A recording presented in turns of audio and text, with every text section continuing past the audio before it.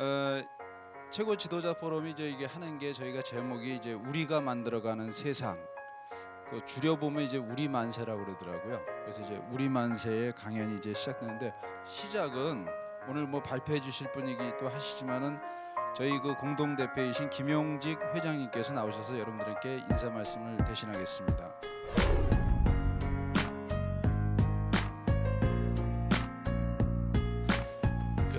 지금 우리가 만드는 세상 우리 만세라고 해서 제한테 주어진 제목은 발달장애인법 제정이 나에게 남긴 것 이렇게 돼 있었습니다. 근데 그 남긴 것 그 얘기 물론 드릴 것이고요. 그 발달장애인법 제정이 어떻게 해서 어떻게 이루어졌고 제가 어떤 식으로 해왔는지에 대한 설명도 또 드려야 된다고 생각해서 그 부분부터 풀어나가도록 하겠습니다. 제가 장애계 데뷔했다고 그럴까요? 그게 보면은 한 30년쯤 되는 것 같습니다. 1985년입니다. 그러니까 제가 군법무관 3년을 마치고 서울 동부지방법원의 판사로 임관되었을 때입니다.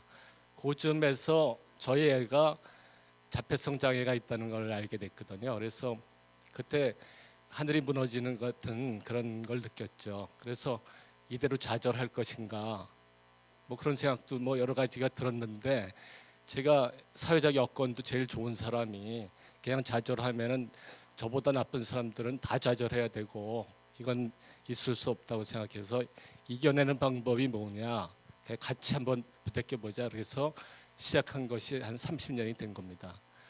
그래서 우선 저기 외국 자료들 다 살펴보고요. 그 당시만 해도 오티즘이 우리나라 소개조차 잘 안 돼 있을 때거든요. 그래서 그런 거를 열심히 보고 또 같은 저기 어려움으로 고생하는 분들이 분명히 있을 거다 해서 많이 찾아봤습니다. 그랬더니 정말 있었습니다. 그 당시에 지금은 돌아가셨는데 당시 인권 변호사로서 가장 유명하신 분 중에 한 분이셨던 저 변호사님을 리더로 해가지고 사회 지도층의 인사들이 많이 모여서 있더라고요. 그래서 그분들을 만나면서 제가 의지도 됐고 또 그분들과 함께 여러 사업들을 했습니다. 그러니까 다들 모르시겠지만은 그런 것들이 토대가 돼가지고 자폐성 장애인들을 위한 그런 여러 가지 제도들이 만들어졌다고 생각합니다. 그 당시에 지금은 일반화되어 있는 그 조기 교실 거기에 또 혜택을 저희들이 그냥 그 부모들이 만든 겁니다. 그걸 시작했고 저희가 사회복지법인도 또 만들었습니다. 그 사회복지법인은 그 당시는 지금보다 더 어려웠기 때문에 몇 년이 걸렸죠. 그 과정에서 저는 통합교육이 중요하다고 생각해서 그 우리 애를 데리고 유치원에도 가고 그랬습니다. 그 일반 유치원에 보냈는데 어디도 그 받아주는 데가 없었습니다. 그래서 한 군데도 받아주지 않았는데 저희가 찾아갔더니 생명의 전화 복지관이 하월곡동에 있었는데 거기서 받아줬습니다. 그래서 제가 그 현역 법관이 있지만은 그 익명으로 무료 법률 상담을 계속 거기서 나가서 해주기도 했었습니다. 그런 일이 쭉 계속되어 왔죠. 그런데 그때 무엇보다도 중요한 것은 어려운 거는 함께 해야 되겠다는 생각을 그때 했습니다. 그래서 그 어려운 걸 같이 하니까 최소한 위로도 되고 뭐 여러 가지가 좋았다는 그런 걸 가지고 있고요. 근데 그 과정에서 제가 제일 잘못했던 게 두 가지가 있었는데 하나는 저희 집사람이 1998년도에 그 미국으로 교환 교수를 가면서 애들을 데리고 가겠다고 그러더라고요. 그래서 제가 그 어린애가 둘이 더 있었는데 셋을 데리고 집사람이 갔습니다. 그러니까 대한민국 어머니의 그 위대함이 거기서 또 나오는데 얘를 데리고 가서 그 미국 가서 저는 그때 지금 같았으면 당연히 휴직하고 가야 되는데 그때는 법관의 길을 계속 가려고 했던 게 너무 강했기 때문에 어떻게 법관 부장판사 곧 올라갈 건데 어떻게 가냐 저는 안 갔습니다. 그걸 제가 지금 후회를 하고 있는데 그랬었는데 그때 가서 저희가 느낀 게 두 가지가 아주 중요한 게 있었습니다. 첫 번째는 그 스페셜 올림픽을 접하게 됐습니다. 스페셜 올림픽은 그야말로 장애인 비장애인이 모여서 함께 그 잔치 같은 그렇게 하는 건데요. 우리 그 얼마 전에 제가 세계 그 우리나라에서 열렸던 스페셜 올림픽에 한국 선수단장으로 참석도 하고 그랬습니다만은 거기보다 더 그 저기 장애인과 비장애인들이 그런 노는 장 그런 역할을 하는 걸 제가 직접 경험했습니다. 우리나라는 조금 잘하는 애들 위주로 그들만의 리그가 되는 것이 항상 안타까운데 그런 원형적인 모습을 거기서 봤고요. 두 번째 좋았던 것은 우리 애가 저기 교환 교수로 온 그 외국인의 애인데 그 특수 학교 거의 3명밖에 없습니다. 그 학급에 들어가는데도 얘는 교육위원회에서 평가해가지고 보조교사 한 사람을 붙여줬습니다. 주교육위원회 돈으로 해서 그걸 붙여줬는데 그만큼 미국이 뭐 인종차별의 문제가 많은 나라지만 장애에 있어서는 그 가장 어렵고 소외된 데 대해서는 저기 보듬어 주는 게 가장 강하다 그런 거를 느껴서 제가 가장 어렵고 소외된 거 우선으로 하는 슬로건을 제 인생에 그러니까 사고와 행동의 제일 기준으로 삼고 있습니다. 지금까지도 그렇게 하고 있습니다. 그것이 그 유학을 가면서 우리 집사람의 애들 데리고 가면서 느꼈던 그런 아주 좋은 그런 거가 됐습니다. 그 후에 집에 저기 다시 귀국했습니다. 그런데 그때는 이제 그 수원지방법원 부장판사를 거쳐서 서울 동부지방법원 부장판사를 할 때였는데 그 마음은 그랬는데 판사라는 거가 돼서 자유롭게 할 수 있는 것도 못 되고 뭐 판사가 그 사회적 지위나 그런 거는 높을지 몰라도 경제적인 그런 것도 잘 될 수 없고 그래서 그냥 그렇게 저렇게 지내다가 그 얘네들을 갖다가 위해서 하는 거가 더 중요하지 않을까 그런 기특한 생각을 하게 됐습니다.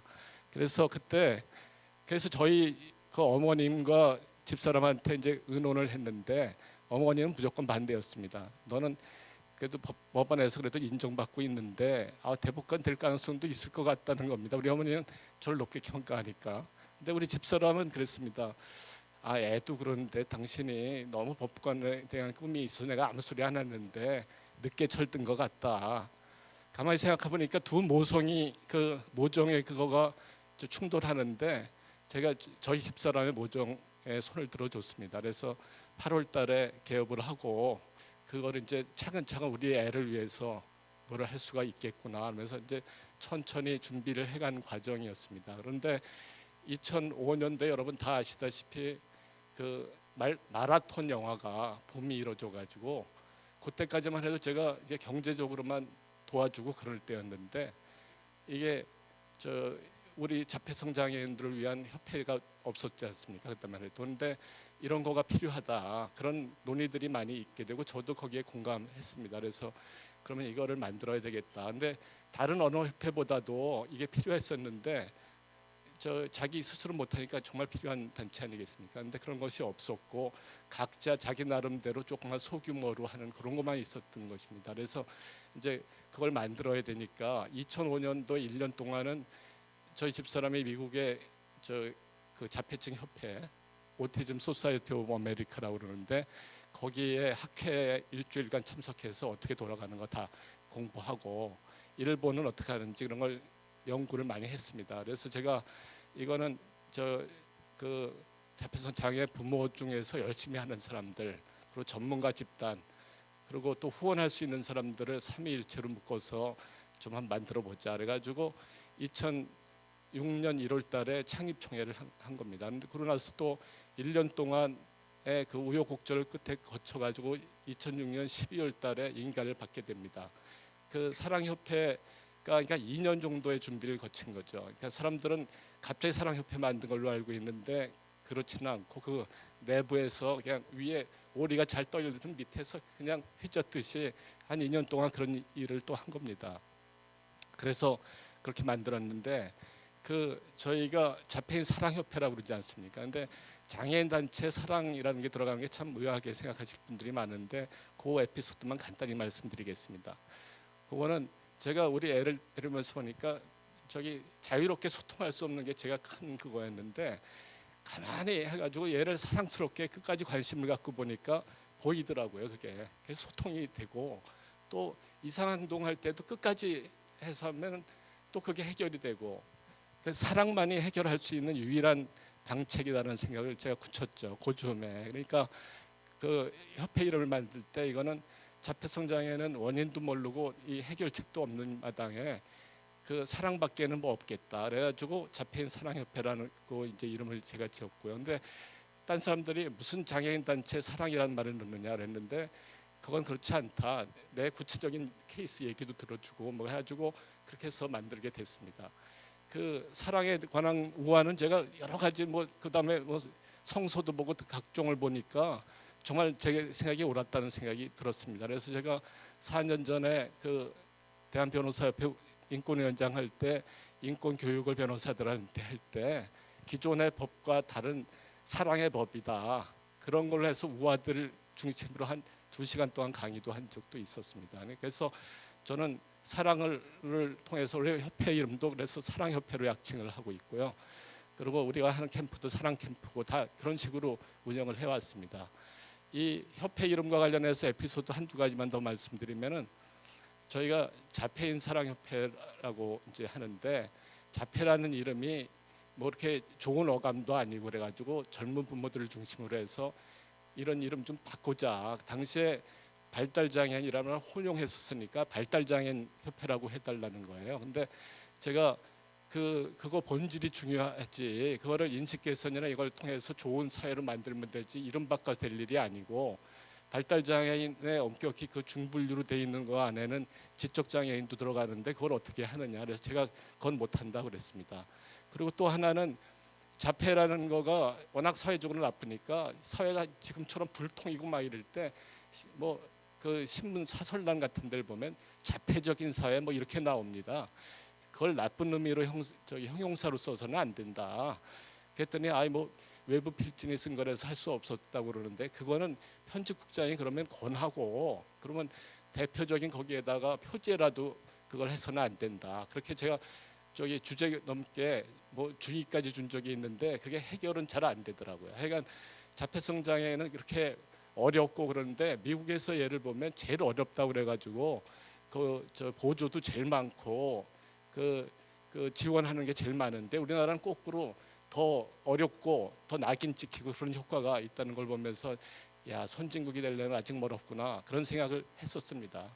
근데 제가 사랑협회 그 활동을 하면서 제가 법조인이기 때문에 법을 통해서 법과 제도를 통해서 해야지만 이게 지속적일 수 있다 그런 생각을 해서 이거 발달장애인법 외국에 보니까 그런 법들이 있어서 제가 끊임없이 그 연구를 했습니다. 근데 그때 2006년, 2007년도에는 여러분 잘 아시지만 장차법, 장애인 차별에 관한 권리와 권리 구제에 관한 법률, 이 법률 제정 운동이 또 벌어지고 있었습니다. 그래서 장애계에서 정말 열심히 해가지고 그거를 하고 있으셨는데 저는 소극적으로 도우면서 이 발달장애인도 거기에 녹여 들어갈 수 있나를 생각해봤는데 발달장애인들은 거기에 녹여 들어가기가 정말 어렵더라고요. 근데 제가 너무 그걸 강조하다 보면 이 법 제정의 동력도 잃게 되고 해서 그거는 참았고 이게 다 된 다음에 발달장애인법을 새로 만들어야 된다. 이 사람들은 거기 장차법의 도움도 제대로 못 받는 사람들이다. 그런 거를 했습니다. 그런데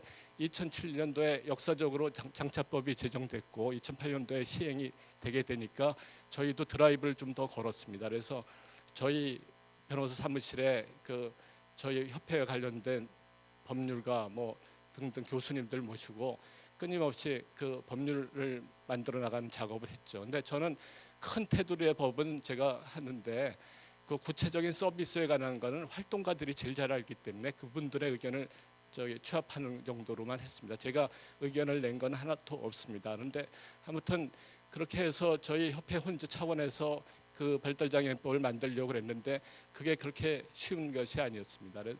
참 어려웠는데 그 과정에서 제가 마침 뭐 국회의원들도 아는 분도 많고 등등 하니까 만나면 끊임없이 얘기를 했습니다. 이거는 가장 소외되고 어려운 사람을 돕는 것이 선진국가다. 이건 어떠고 저쩌고 뭐 이런 얘기를 계속 해왔죠. 그러니까 그 사람들이 이해는 하는데 그래도 너무 뭐 미미한 뭐 몇 명 정도밖에 안 되는 거 아니야? 뭐 이게 투표권이 없으니까 그런 얘기들이 나온 것 같았습니다. 그래서 좀 어렵게 되어 가고 있다가 2011년도에 보니까 저희 그 사랑협회랑 지적장애인 복지협회에서도 그 발달장애법에 관해서 생각을 하고 있었고 부모님들이 발달장애인들은 스스로 할 수가 없으니까 부모들이 많이 하시는데 부모회랑 부모연대에서도 그런 움직임이 있었습니다. 그래서 2011년도에 이분들이랑 다 같이 모여서 우리 네 단체가 한꺼번에 모여서 한번 해봅시다. 성격은 다 다르지만 골이 다 같으니까 같이 하는 게 좋겠습니다. 그래서 같이 모였습니다. 그래서 2012년 2월 22일 날 종각에서 출정식을 가졌습니다. 그리고 시위도 했습니다. 그걸 통해서 다시 한번 이제 법을 양쪽 여러 군데서 나온 게 있으니까 취합을 해가지고 하는데 제가 법제정위원장을 맡아서 그걸 하는데 저는 거기에 욕심 있게 너무 하다가는 다 되지가 않는다. 합리적으로 해야 된다는 생각은 하고 있었지만 어느 걸 뺄 수는 없어서 일단은 다 취합을 해가지고 그렇게 했습니다. 근데 네 개 단체가 다 성격도 다르고 하는 운동 방식도 다 다릅니다. 근데 그것이 정말 시너지 효과를 발휘해서 2004년 아까 2012년 2월달에 출정식 한 2년 2개월 만에 통과가 됐습니다. 기적적이라고 생각합니다.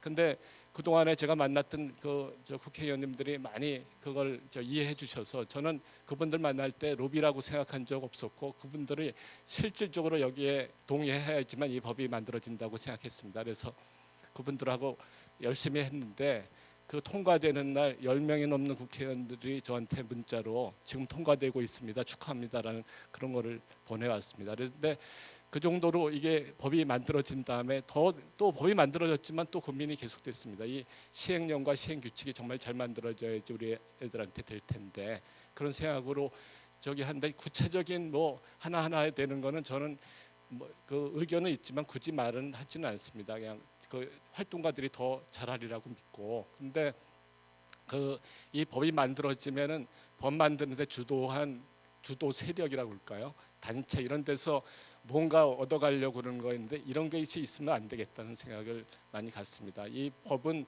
발달 장애인들을 위한 법이 돼야지 발달 장애인 법을 만들기 위한 주체들이 위한 법이 아니라는 점입니다. 그런데 이 법이 만들어진 건 정말 기적적으로 좋은 것인데 이 중에서 제가 한 2가지 정도는 아쉬운 점을 말씀드릴 게 있습니다.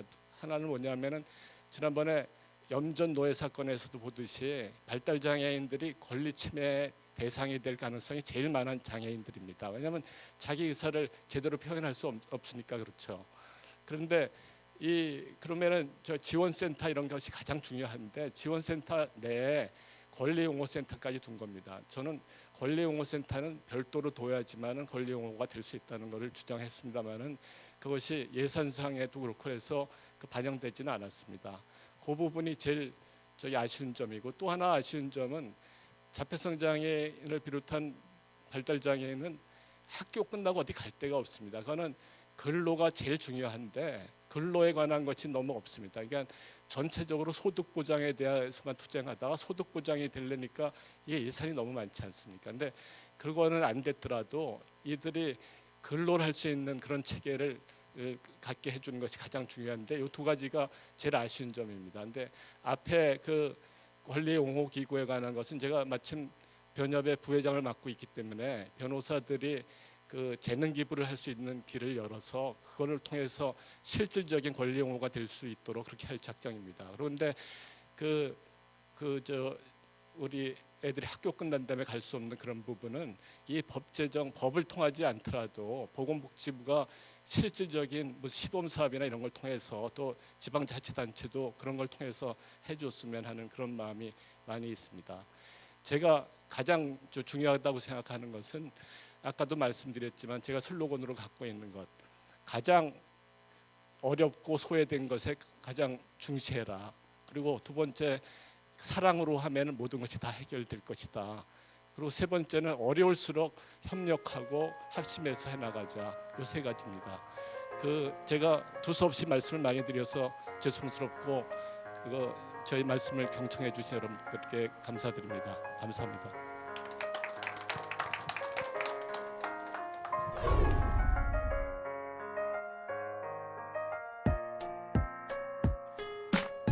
83년도에 이제 군대를 제대해서 이제 포함산에서 행글라이딩을 하다가 잘 놀았습니다. 저는 이 날라리라고 그러는데요.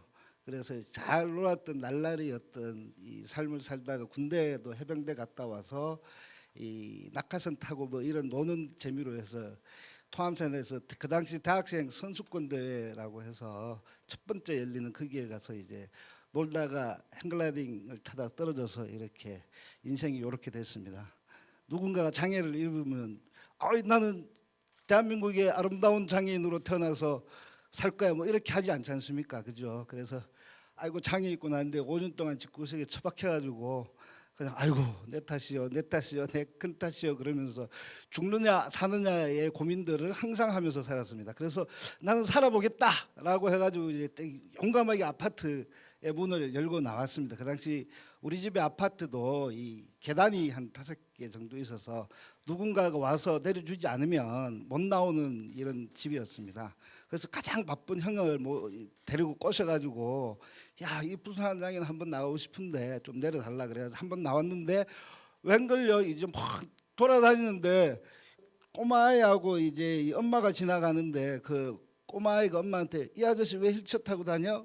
그러더라고요. 그래서 엄마가 하는 말이 엄마 말 안 그래서 그래 라는 이야기를 들었던 경험이 있습니다. 그런데 저는 진짜 엄마 말 안 들어가지고 이렇게 장애가 됐습니다. 왜냐하면 이 83년도에 행글라이딩 타러 갔던 날이 주일이었어요. 그래서 우리 어머니는 항상 저한테 기도하면서 이 헌금을 하라고 돈을 주면서 교회 가라 그랬는데 저는 그 돈을 띵가먹고 그래가지고 토암산 갔다가 다쳤으니까 정말 엄마 말 안 들어가지고 장애를 입은 거 아닙니까? 그죠? 그래서 그 장애는 누구든지 어떤 형태로든지 어떤 경로로든지 입을 수 있다고 저는 생각합니다. 그렇죠. 그렇지만 우리나라에 251만 명의 장애인이 다 엄마 말 안 들어가지고 장애를 입지는 않은 것 같아요. 또 장애를 입었다고 칩시다. 그렇지만은 장애를 입었기 때문에 이 땅의 장애인의 50% 가까이가 초등학교 교육을 받을 이유가 없는 겁니다. 그렇게 차별받을 이유는 없는 겁니다. 2001년도에 장애인의 통계가 나오는데 그 당시 장애인의 70.5%가 한 달에 5번도 외출하지 못한다라는 이런 통계가 있습니다. 그 많은 사람들이 개인적으로는 어떤 장애를 입었든지 간에 그렇지만 그렇게 이동하지 못할 이유는 없는 겁니다.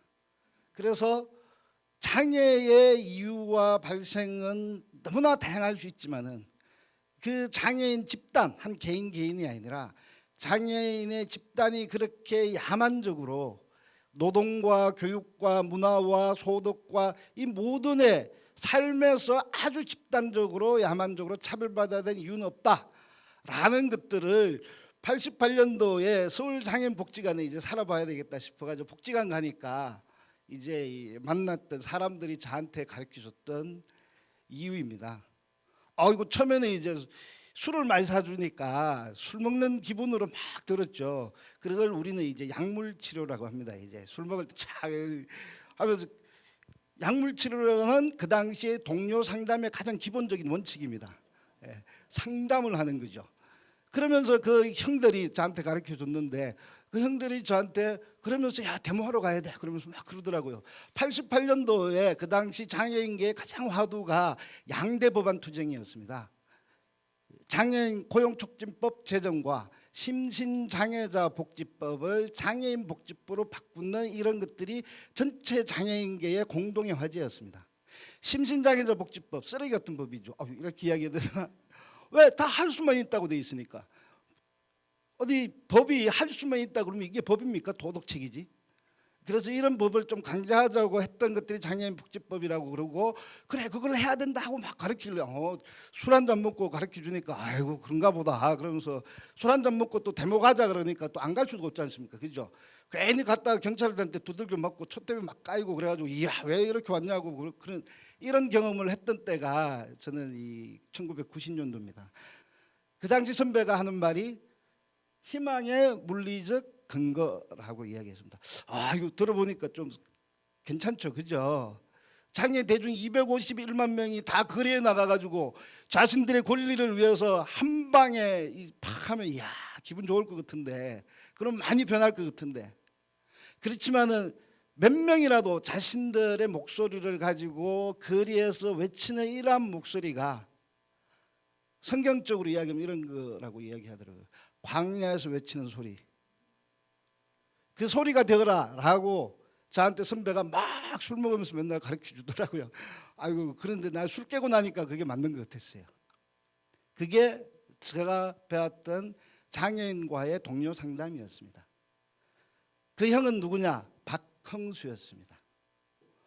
그들을 이렇게 생존의 위협 속에서 몰아내면서 우리는 왜 아름다움의 대상이 돼야 되느냐, 비장애인의 극복의 대상이 돼야 하냐, 뭐 이런 이야기 하니까 처음에는 아이씨 너무 과격한 거 아니야 이 사람? 그랬더니 막 그런 이야기를 하니까 맞는 것 같았어요.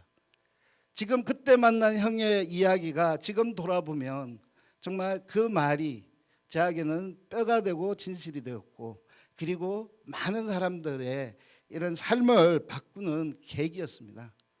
이 술자리를 같이 해서 우리 집 정자에서 모여서 야 장애 해방 그날까지 같이 가자 그렇게 뭣도 모르고 그래 같이 가자 그래가지고 3명이서 정자에 모여서 술 먹고 결의를 했어요. 그걸 정자결의라고 합니다. 그 정자결의 때문에 인생이 아직도 이렇게 되고 있습니다. 2001년도에 지하철에 엘리베이터를 설치하라는 이 투쟁이었습니다. 오이도역에서 장애인이 떨어져 죽었습니다. 그 전에 복지 간다는데 복지관 저의 선생님이 이렇게 이야기했어요. 우리도 엘리베이터가 좋은 줄 안다. 지하철에 리프트 이거 위험한 거 안다. 그래서 우리는 수차례 공문을 보냈다. 수십 차례 보냈다. 합리적으로 해야 된다. 대화를 해야 된다. 그리고 이들이 권력자들이 인식이 바뀌어야 된다. 그러면서 시장들 모셔가지고 맨날 리프트 태우더라고요. 장애인 날 되면. 지하철에 장애인이 리프트 떨어 죽었습니다. 2001년도 떨어 죽고 2002년도에 발산역에서 떨어 죽었습니다. 지하철에 들어갔어요. 저렇게 바뀌더라고요. 버스를 타자. 2001년도에 서울시에 찾아갔습니다. 이렇게 이야기했죠. 우리도 버스 좀 타고 싶다. 그렇게 무슨 버스냐? 그렇게 시내버스 타고 싶다. 그러니까 이런 이야기를 해요. 그러면 장애인들만 따로 타는 버스를 만들어 줄게. 몇 대나 만드실 겁니까? 아이고 한 대도 없어지니까 아이고 감사합니다. 이렇게 만들어주면 얼마나 좋겠습니까? 그러면서 이렇게 이야기 안 했어요. 도대체 몇 대나 만들어 주실 겁니까? 딱 이렇게 이야기할 땐 좀 폼을 좀 잡아야 되거든요. 그랬더니 뭐 권역당 뭐 한 5대 만들어 준대요. 그래서 계산해 봤죠. 25개국 곱하기 5대면 50대. 50대 가지고 그러면 장애인들이 어디를 가느냐? 그 버스도 어디로 갈 거냐? 복지관, 주민센터 이런 데만 돌아다니는 것들이 당신이 생각하는 대중교통의 이 이동권의 보장이냐? 왜 또 장애인들은 맨날 따로 국밥만 먹느냐? 왜 따로 먹어야 되냐? 인식 개선 그러지 마라. 인식 개선이라는 프로그램비 주지 말고 대중교통 이용하면서 만나는 그게 그 자체가 인식 개선이다. 당신들 장애인과 시혜와 동정의 대상의 프로그램으로 해서 그 프로그램 1, 200만 줘가지고 뭐 좋은 세상 뭐 이런 말 하지 마시고 대중교통에서 지하철 안전하게 타고 버스 안전하게 타면서 자연스럽게 만나는 것이, 장애인이 가다가 오바이트 해가지고 술 먹고 오바이트 이런 것도 봐야 되는 거 아닙니까? 왜 장애인은 다 사랑스러운 사람만 있습니까? 그렇지 않습니다. 그렇지만은 그들을 만나야 된다라는 이야기를 했고, 그래서 지금은 지하철의 모든 역사에 엘리베이터가 설치되고 있습니다. 박원순 서울시장이 얼마 전에 약속을 하려고 했습니다. 모든 지하철 역시 1동선입니다. 1동선. 지금 중간에 환승장에 리프트가 있는데요. 이 리프트도 없애가지고 모든 지하철 역사에 엘리베이터를 1동선으로 넣겠다. 저상버스 100% 도입하겠다라는 약속을 잡고 저희는 계속 이야기하고 있습니다. 그렇게 바뀌는 돈이 얼마냐? 서울시가 예산 추계했는데 지금 이미 한 90% 이상씩 이 엘리베이터 설치되어 있습니다. 이후에 들어가는 돈이 1조 가까이가 됩니다. 저상버스 100% 도입하고. 앞으로 10년 동안. 2001년도에 엘리베이터가 없었을 때 리프트에서 엘리베이터를 만들 때 어느 정도 예산 추계 저는 대략 보면 있던 거 만들면 원래 처음 만들면 비용이 적게 드는데요. 뜯어 맞추면 이게 더 비싸지 않습니까? 한 3조 가까이 된다라고 판단하고 있습니다. 2005년도 저희는 마련해서 이런 거였습니다. 마로니에 공원에 오면 이렇게 계단이 있습니다. 이 밑에도 저기 경사로가 없다고 속이 딱 끊겨 있더라고요. 열받지 않습니까? 그죠? 이 건의하니까 안 되더라고요. 그래서 사람들 조직해가지고 망치로 두들겨 패겠다고 그래가지고 망치 진짜 패면 아프니까 물감 묻혀가지고 두들겨 팼어요. 아이고 아플 것 같아가지고 맞겠네요. 이게 불법입니까? 불법이겠죠. 왜? 공공시설을 낙서했거든요. 지하철로 불법입니까? 불법입니다. 그래서 벌금 먹고요 구속됐습니다. 버스 점거했습니다. 불법입니다. 시민들 발목 잡았거든요. 그래서 계속 너는 불법만 하냐 뭐 이런 이야기를 하시길래 그러면 세상이 지금의 문제에서 불법과 합법으로 장애인 운동을 제한하시려고 하느냐. 마틴 루터 킹 아시죠? 예, 유명한 흑인 인권 운동가입니까? 그 사람은 운동할 때 합법만 했습니까? 아닙니다. 대중교통 아마 우리나라에서 했으면요 그 사람 아마 대중 이 교통방해죄, 예, 공무집행방해 이미 다 가지고 몇 번 왔다 갔다 했을 겁니다. 저희는 장애인 운동이 이러한 운동이 불법이냐 합법의 문제가 아니라 정말 비폭력 평화주의 운동이라고 저는 생각합니다. 왜? 우리가 총 쏘고 사람 죽이지 않지 않습니까?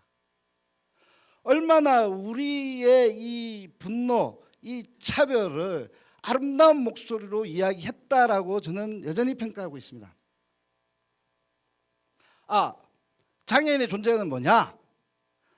지금도 예전도 그리고 내가 느끼고 있는 장애인의 존재는 폐기물이라고 생각합니다. 왜?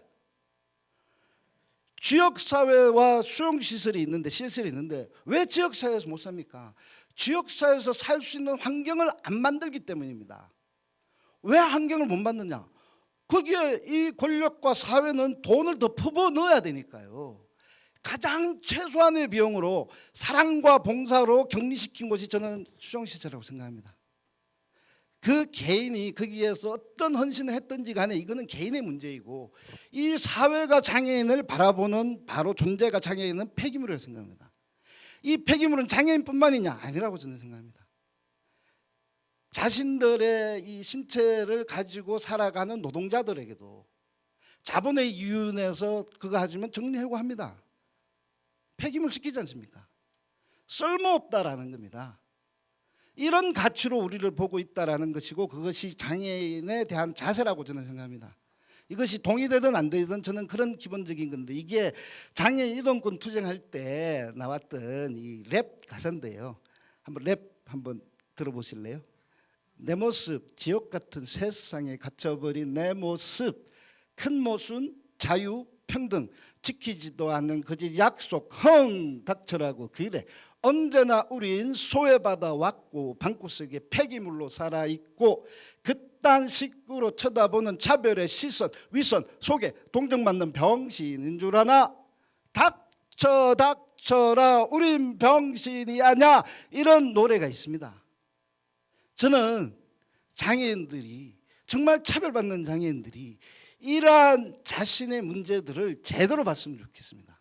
제대로 이야기했으면 좋겠습니다. 나 아파 뒤지겠는데 아이고 사랑해 주세요. 이게 뭡니까? 도와주세요. 물론 도움이 필요하죠. 도움이란 이 순수한 봉사라는 이런 순수한 사랑이라는 이런 순수함이 바로 이 사회 권력은 그걸 다시 바꾸어 버립니다. 우리한테. 그래서 자신의 권리를 이야기하지 못하게 만드는 것이 지금의 우리의 또 현재이기도 하다라고 저는 생각합니다. 옛날보다 많이 변화되지 않냐라고 그래요. 옛날엔 그렇게 했는데 지금 민주화 사회도 되고 뭐 삶 많이 좋아졌고 활동보조 서비스도 되고 이동권 됐다. 그래 지금은 좀 다른 방식으로 가자. 뭐 이렇게 이야기하는 속삭여 줍니다. 그러나 저는 많이 변화됐으면 맞습니다. 지하철로 증가하니까 엘리베이터 생겼고요. 버스 증가하니까 저상버스가 도입이 되고요. 활동보조 서비스 이야기하니까 활동보조 서비스가 되고 있습니다. 이 예산만 해도 없었던 예산에 3조 5천억 정도 됩니다. 얼마만한 거죠. 그런데 내 가슴에 여전히 차별의 칼이 찔려 있어요. 20cm 찔렸습니다. 피가 흐릅니다. 이 피를 멈춰야죠. 근데 이 사회와 권력은 한 5cm 정도 뽑아주고 피는 흘러요. 야, 5cm 뽑아줬으니까 이제 많이 좀 이 정도면 됐지 않냐? 라고 또 속삭이는 것 같아요. 그래서 여전히 시설에서는 중증장애라는 이름으로 그 시설을 옹호하고 있고, 그리고 장애인을 배제하고 분리하고 거부하고, 그래서 차별하는 이 세상의 구조들을 그대로 둘 수는 없는 거 아닙니까? 이것을 바꾸기 위한 투쟁은 다양한 방식일 수 있습니다. 사랑일 수도 있고요, 희생일 수도 있고, 봉사도 할 수 있고, 하지만 저항도 있어야 된다라고 저는 생각합니다. 장애인 문제가 왜 장애인만의 문제냐? 이게 마르틴 루터, 아까 저도 좋아하시는 이 인권운동가인데, 우리가 아침에 일하면 탁자 앉은 남아프리카 사람들이 수확한 커피를 마시거나, 중국 사람이 재배한 차를 마시거나, 서아프리카 사람이 재배한 코코아를 마신대요. 그러면 우리가 일하기 전에 세계 절반이 넘는 사람들이 그 사람들에 대해서 신세를 지고 있다고 이야기합니다. 커피 어떻게 만들어집니까? 차 어떻게 만들어집니까? 철저하게 어린 노동을 착취해서 만들어지는 것도 있습니다. 그런데 우리는 커피를 마시면서 커피의 향내를 즐길 수는 있겠지만, 거기에 노동 착취를 통해서 싼 값으로 이렇게 전달되는 이런 문제들도 저는 보면 우리가 일상 속에서 장애인도 커피를 마시면서 그들한테 신세를 지고 있는 문제입니다. 마찬가지라고 생각합니다. 장애인의 문제는 장애인만의 문제가 아닙니다. 또 이들의 문제는 또 장애인의 문제이기도 합니다. 이것이 함께 만들어져서 이 사회가 우리들 장애인들, 사회적 약자들에게 강요하는 그 무엇을 우리는 바라볼 수 있고 저항할 수 있어야 된다고 생각합니다. 지금 장애 등급제 보양의무제 폐지를 위해서 광화문 지하도에서 농성을 천일째 되고 있습니다. 여러분들 잘 아시죠? 장애 등급제 폐지 문제가 무엇인지 잘 알 겁니다. 보양의무제 폐지 문제가 무엇인지 잘 알 겁니다. 저는 이 문제를 이렇게 이야기하고 싶습니다. 문제로 정의된 사람이 누구죠? 장애인이죠. 장애인이 누구냐? 심신장애자 복지법에 의해서 광주에 총칼로 권력을 잡은 그 대통령이 홍길동 법을 만들었죠. 그게 뭐냐? 홍길동이 뭔지 아십니까? 아픔이 아버지를 못 부르는 아픔 아닙니까? 우리는 심신장애자 복지법을 만들었지만은 법이라고 못 불렀던 그 아픔이 있는 겁니다. 그때 정의된 장애인이라는 이 규정, 이 여전히 30년이 지나면서 살아남아 있습니다. 저희는 장애 등급제 폐지 투쟁을 통해서 장애인이 누구냐라는 것들을 이제 권력자가 정해주는 것이 아니라, 의사가 정해주는 것이 아니라, 또 예산의 범위에서 갖춰진 것들이 아니라, 바로 문제로 정의된 사람이 그 문제를 다시 정의할 수 있는 힘을 가질 때 혁명은 시작된다라고 합니다. 이제 장애인계는 방향은 이제 혁명을 할 때라고 생각합니다. 1조 8천억의 예산을 가지고 보건복지부의 장애정책국이 우리의 삶을 재단한다면, 적어도 복지국가라고 이야기하고 있는 대한민국에서 OECD 평균이라고 이야기할 수 있다면 저는 이 예산의 10배는 돼야 된다고 생각합니다. 10조 8천억을 가지고 우리의 삶을 이야기할 때라고 생각합니다. 그들이 던져주는 시혜와 동정의 떡고물 속에서, 그 틀 속에서 갇혀서 우리의 삶을 규정하는 것들 아니라, 적어도 이 나라 권력이 이야기하는 복지라는 이 중간 정도로 가려면 10조 8천억입니다. 왜? OECD 평균 국가의 우리의 급여율이, 장애인의 급여율이 10분의 1밖에 안 되거든요. 그래서 이렇게 했으면 좋겠습니다. 저는 성경을 되게 좋아하는데요, 믿음, 소망, 사랑, 그 중에 제일은 투쟁이라, 함께 투쟁했으면 좋겠습니다. 감사합니다. 사실은 개개인들을 잘 모르면은 저희들이 같이 동지라고 하기도 뭐하고, 개개인들의 사상을 알면서 또 관점을 보면서 저희들 스스로가 마음도 다져잡고 또 저희도 배워나가는 것 같습니다.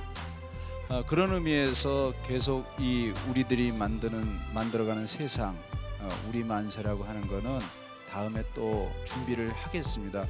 오늘 이렇게 함께 해주셔서 감사하고요. 또 서로를 알아가는 그런 시간이었으면 좋겠습니다. 여러분 오늘 함께 해주셔서 고맙습니다. 감사합니다.